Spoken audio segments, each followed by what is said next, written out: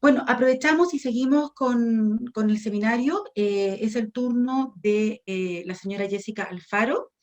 Ella es psicóloga y doctora en psicología social y académica de la Facultad de Ciencias Sociales de la Universidad de Playa Ancha. Bueno, Jessica Alfaro abordará la temática salud mental y disidencia. Adelante, Jessica, tu turno, 20 minutos. Ahí estamos, Jessica. Muy bien, muchas gracias por la paciencia. Buenos días entonces a todas, todos y todes. Vamos a entrar ahora a uno de los campos que debiera abordar la salud mental dentro de esta ley de salud mental, la primera en Chile.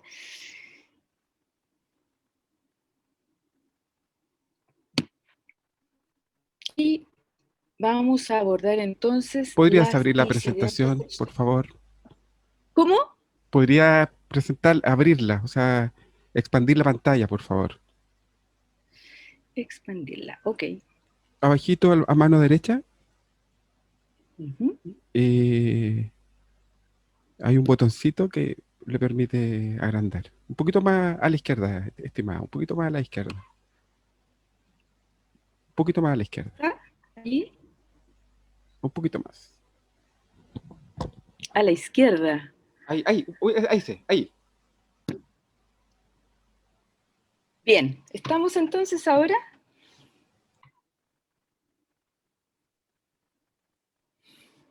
Estamos muy bien. Perfecto. Gracias. Bueno, son las dificultades, ¿no?, de la telecomunicación y la tecnobiopolítica, como dirían algunos teóricos actualmente. Lo primero que me gustaría hacer es poner en contexto la vulnerabilidad del colectivo denominado como disidencias sexuales y también dentro de la comunidad LGBTQI. Según los estudios nacionales e internacionales, este colectivo, esta comunidad, ¿no?, es la que muestra un índice de violencia parental y familiar más alto que el resto de la población. El suicidio es 4 veces mayor y 1 de cada 4 jóvenes LGBTIQ ha intentado suicidarse. La depresión, el abuso de sustancias es 3 veces mayor. El 45% de las jefaturas de hogar reportan discriminación versus el 17% en los heterosexuales, esto en un estudio de 2015. Son 4 veces más susceptibles de ser abusados, hay un maltrato severo en la escuela y la deserción escolar es mayor.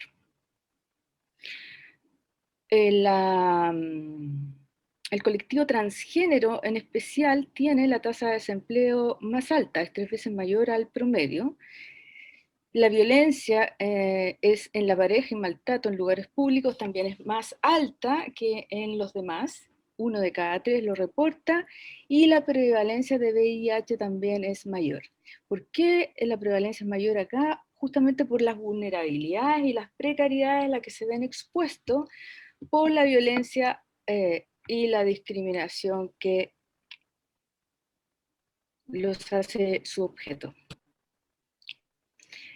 Veamos, ¿cómo se incluyen las disidencias sexuales en una ley de salud mental? Porque es importante hablar de ellas. Lo primero acá es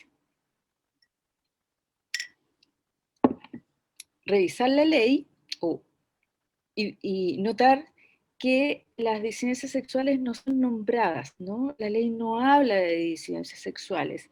Y cuando habla de los colectivos y grupos vulnerables, se refiere específicamente a la diversidad sexual. ¿Bien? Esto puede parecer un juego de nombres, pero es fundamental. ¿Bien? ¿Por qué? La disidencia es más que un conjunto de identidades fijas, ¿no?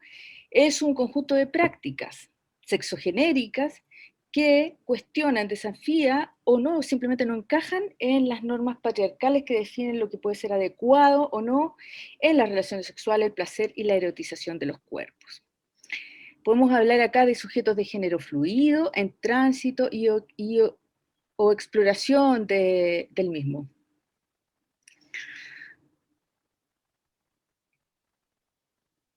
Por tanto, cuando nosotros estamos hablando de la disidencia sexual, estamos apuntando específicamente a estas identidades donde la subjetividad de género está siendo constantemente desplazada y recreada, ¿no? No hay una definición clara de esta, ¿bien? Esto puede parecer, o esto podría parecer a primera vista como un déficit o no, porque estamos acostumbrados a asignar una identidad fija de género, ¿no? En el colectivo de los disidentes sexuales esto no ocurre, es cuestionada esa fijeza del género.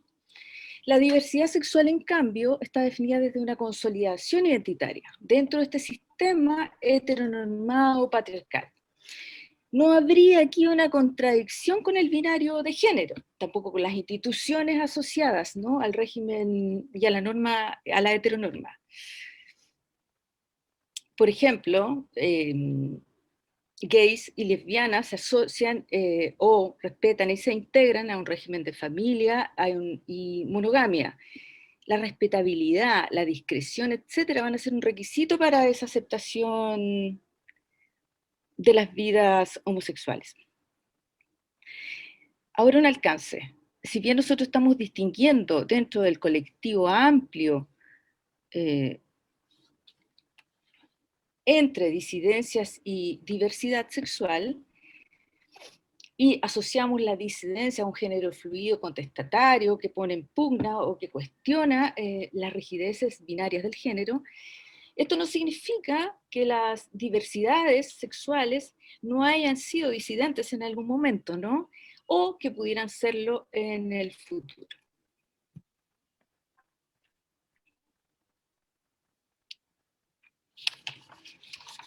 No veo mucho la pantalla porque no me lo permite el sistema, pero vamos a ver acá hacia el lado. Entonces, ¿cómo podemos entonces fortalecer o apuntar a una ley de salud mental que incluya las disidencias? Porque es importante nombrarlas, ¿no? El nombre siempre, el ser nombrados implica un reconocimiento. A partir de eso, recién la cultura, la sociedad, las instituciones pueden abrirse a una inclusión y un trato distinto hacia los colectivos. La omisión del colectivo de disidencia sexual tiene consecuencias.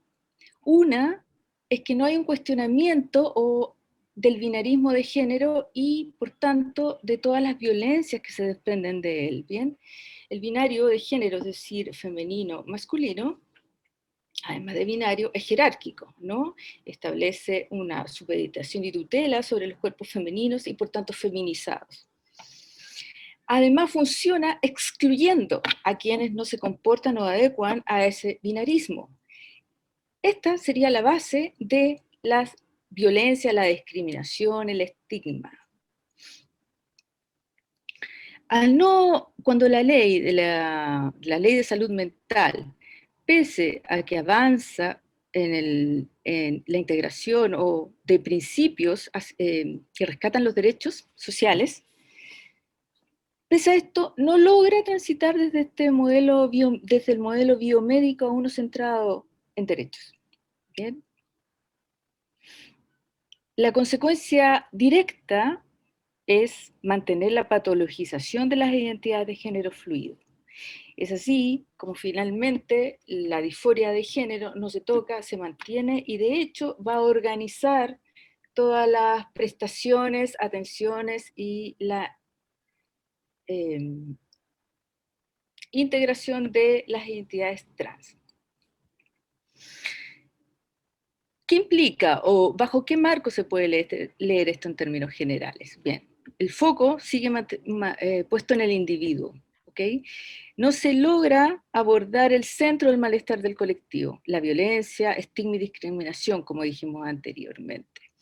¿Y por qué? Para repetirlo, reforzar la idea, no se logra porque para hacerlo es necesario primero nombrar disidencias y luego entender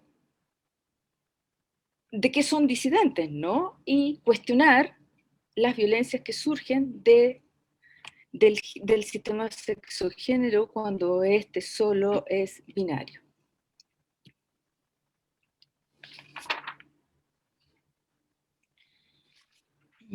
Para avanzar entonces en la inclusión del colectivo LGTBIQ, no basta una acción declarativa sobre derechos. Se requiere urgentemente una política pública de prevención de todas las violencias de género. Por tanto, es urgente una ley de educación integral, sexual integral, ¿no? Inter y transdisciplinar, y su aplicación extensa en el sistema educativo y de salud, así como en las comunidades. ¿Por qué? Porque las violencias vienen de toda la sociedad, es microfísica, es capilar, no está concentrada solamente en el no acceso, por ejemplo, a un nombre, aunque esto es una cosa muy relevante, ¿no? Por lo tanto, generar una inclusividad implica cambiar el enfoque desde lo individual a lo social. Sin esta educación sexual integral, no se logra reforzar, por ejemplo, los esfuerzos que ha hecho la Superintendencia de Educación para encarnar principios de respeto e inclusión en los alumnos trans. Bien. Aquí, no sé, porque creo que no voy a alcanzar a pasar todas las diapositivas, vamos a decir que esto es súper importante, ¿no? Es muy importante porque la ley de salud mental define la intersectorialidad, pero no estipula los procedimientos, ni nombra, ni reconoce lo que ya existe de avanzado al respecto y desde donde podría eventualmente profundizarse la inclusión. La ley de la Superintendencia de Educación de 2017 hace un avance en esta inclusión de lo trans, de los alumnos trans. Sin embargo, sin una política pública adecuada y sin una educación sexual que sea integral, no va a poder cumplir a cabalidad su misión.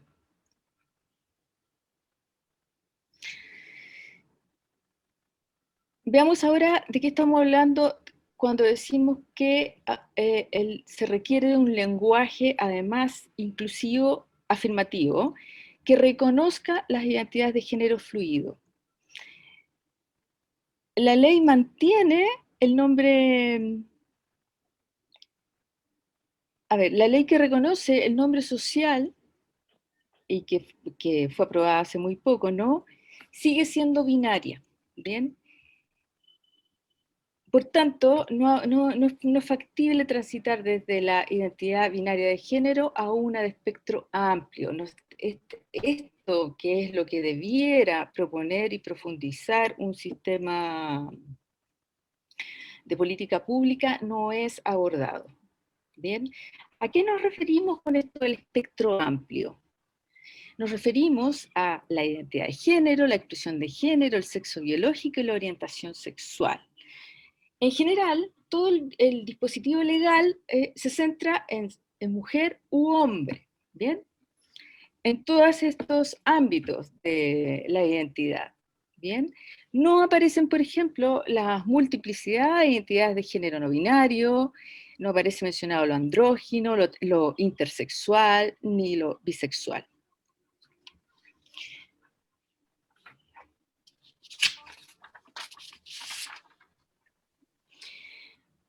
Para desarrollar un abordaje profundo que nos permita de verdad incluir la diversidad sexual y generar una protección para este grupo vulnerable, mencionado aún no mencionado en la ley, además de nombrarlo, es necesario desarrollar...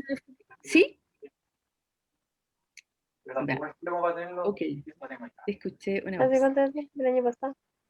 para desarrollar un enfoque de derechos en salud mental y disidencias sexuales es fundamental Apagar entender micrófonos, las por favor. bases sobre las que se construye su patologización. ¿Ok? ¿A qué me refiero con esto? Que para construir inclusión, primero que tenemos que deconstruir la opresión, el estigma, ¿no? Saber de dónde viene, cuáles son sus bases.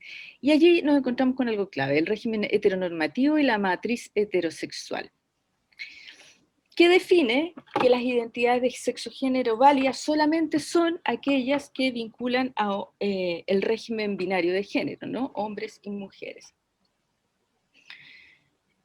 ¿De dónde viene este sistema? Para explicarnos esto, vamos a acudir entonces a un concepto de biopolítica y los dispositivos de sexualidad que trabaja Michel Foucault, en primer lugar, y a la profundización del sistema sexo-género. Dentro de la biopolítica y los dispositivos de sexualidad, vamos a destacar que es un régimen moderno, occidental, traspasado a las colonias y vigente, aunque tal vez con otros nombres o acomodado, ya podríamos hablar no de biopolítica, sino de tecnopolítica, por ejemplo. El concepto apunta al cambio que se produce cuando el poder estamental, ubicado en la nobleza y en el poder soberano, cambia o transita o se conjuga con un poder que va a poner su foco en la regulación de la vida y de las poblaciones. ¿Bien? Esto desde dos sistemas, uno anatomopolítico y finalmente instalando la biopolítica. Esto implica el desarrollo de las disciplinas, por ejemplo, la clínica, la psiquiatría y todo aquello que hasta el día de hoy son las instituciones que conocemos, ¿no? La pedagogización, la pedagogía, etc. El dispositivo, esta biopolítica, este régimen del poder está asociado a la burguesía, el nacimiento de la burguesía y su necesidad de mantenerse como dominante, ¿no? Como grupo o estamento dominante, emergente y dominante. ¿Por qué lo necesita? Porque como no puede transferir este poder a través de la sangre, como lo hacían los reyes y la nobleza, recuerden que como fuese la descendencia, la nobleza traspasaba igual su poder, no se cuestionaba el destinatario de este poder. Sin embargo, la burguesía no es así, ¿y qué le queda? Centrarse en el cuerpo primero propio, en el cuerpo de su propio grupo social, y nace el dispositivo de sexualidad. En la regulación de las poblaciones, según Foucault, va a sentarse en estos dos grandes dispositivos, el de sexualidad y el trabajo. ¿Bien? Nos interesa el dispositivo de sexualidad porque muestra, entre sus 4 estrategias, la última de ellas es la psiquiatrización del placer perverso, ¿no? Y desde allí vamos a entender, bueno, además de la esterilización del cuerpo de la mujer, la pedagogización del sexo del niño y la regulación reproductiva, ¿bien? Desde la psiquiatrización del placer perverso se inicia una serie de taxonomías, o son tomadas las taxonomías y clasificaciones que ya circulaban, y son encausadas dentro del enfoque clínico de la psiquiatría. ¿Bien? Por lo tanto, entonces, cuando hablamos de patología, o de patologizar la diversidad sexual, la disidencia sexual, estamos hablando y refiriéndonos a este origen, ¿no? Este sistema o estos dispositivos de sexualidad operan en conjunto con el sistema de sexo-género. ¿A qué nos referimos con género? A una matriz de inteligibilidad cultural, ¿no? Que se nos impone incluso antes de nacer, o sea, somos sujetados a ella. Y funciona como una ideología en el sentido que no podemos salirnos del sistema de género, que además es binario y jerárquico, ¿no? No podemos salirnos.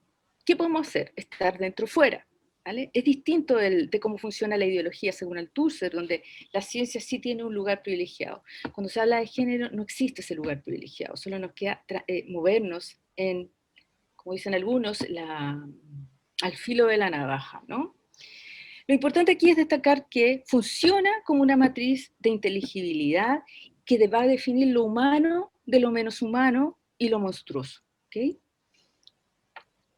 Este sistema sexo-género se enmarca en esta lectura patriarcal y de la sociedad, ¿no?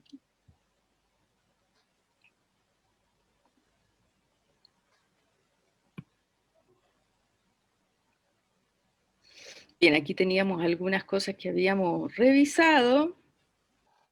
Solo decir acá respecto al placer perverso, que al establecerse la heterosexualidad como la norma que regula las poblaciones, lo que antes era pecado es ahora una desviación que debe ser corregida.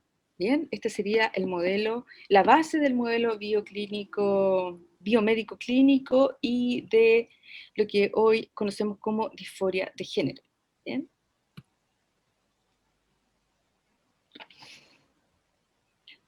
Retomando el sistema de sexo-género,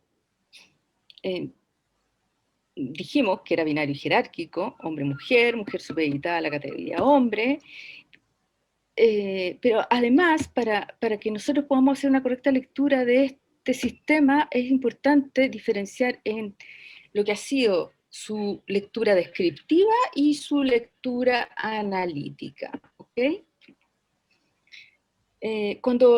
Nosotros creemos que no podemos abandonar la categoría de género, que es una cosa que está en discusión actualmente. Porque si la sacáramos, no podríamos dar cuenta de la serie de situaciones de vulneración y violencias contra los cuerpos femeninos y feminizados, en primer lugar. Pero tampoco podríamos dar cuenta de la exclusión que viven las personas trans que no adscriben al sistema sexo-género. Este sistema, además, es importante, si lo vemos desde una categoría analítica, es un sistema que es interseccional, o sea, funciona y se apoya en otras categorías como el sexo, la raza, o sea, como la raza, la clase, la edad. Un ejemplo así para graficar es que cuando definimos o cuando el liberalismo instala la división entre espacio público y privado, y además el sistema de género establece que son los cuerpos femeninos, las mujeres, las encargadas natural de este cuidado, si unimos a esto una falta de políticas públicas en relación a materias como adecuadas, ¿no? En relación a la educación, la salud, lo que vamos a tener directamente una recarga de la carga de trabajo de las mujeres, pero no de las mujeres en general, de las mujeres más pobres, las que no pueden acceder a la contratación de los servicios de cuidado, por ejemplo, o no pueden pagar determinados tipos de colegio o sistemas de salud que son privados.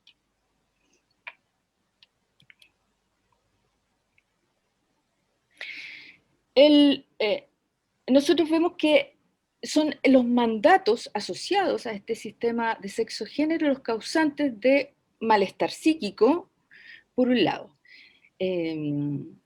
Esto explicaría, ¿no?, que la depresión, el suicidio, la ansiedad se concentre en las disidencias sexuales y en los cuerpos femeninos y feminizados. ¿Bien? Tanto si hay adecuación entre sexo biológico y género como si no lo hay. La violencia se aplica de distintas maneras. ¿Por qué? Porque el ajuste de las conductas de las personas a este ideal heterosexual, obligatorio, jerárquico, es estableciendo, por un lado, mitos que pueden hacer que las personas aten su deseo al poder, en el fondo, no cuestionen la subordinación a la que se ven expuestas. Esto funciona específicamente con el colectivo heterosexual y funciona mucho con las mujeres. Y una segunda estrategia es la creación de un exterior constituido al momento de instaurar el ideal regulatorio, ¿no? Es decir, para fomentar la adhesión al ideal heterosexual, lo que se hace, se proyecta y se promueve es esta implantación perversa de la que veíamos antes y de la que nos hablaba Foucault, y se define o se actúa frente a ello como lo abyecto, ¿no? Lo monstruoso, lo que incluso no puede ser nombrado. Eso explica, en parte, por qué nuestra ley no lo menciona, no hay una mención directa a las disidencias. El resultado de esto, de esta aplicación del sistema jerárquico y binario de género, es violencia, ¿no? Es, yo diría, la suma de muchas de las violencias que estamos viviendo.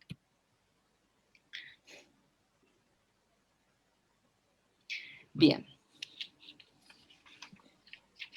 Estamos redondeando dentro de un... Vamos redondeando, ojalá. ok. Es importante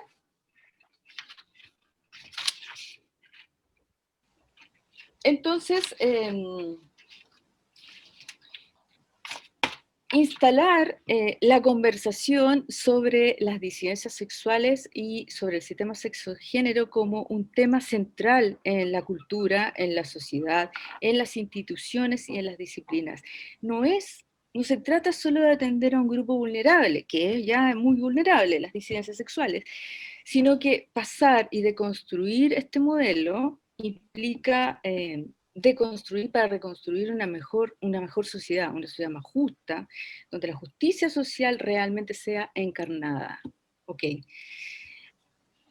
Para ajustarme a los tiempos y respetando estos, yo llego hasta aquí. Muchas gracias por haberme escuchado y por tenerme paciencia, ¿no? Con el inicio, que fue un poco difícil. Y será hasta una próxima vez.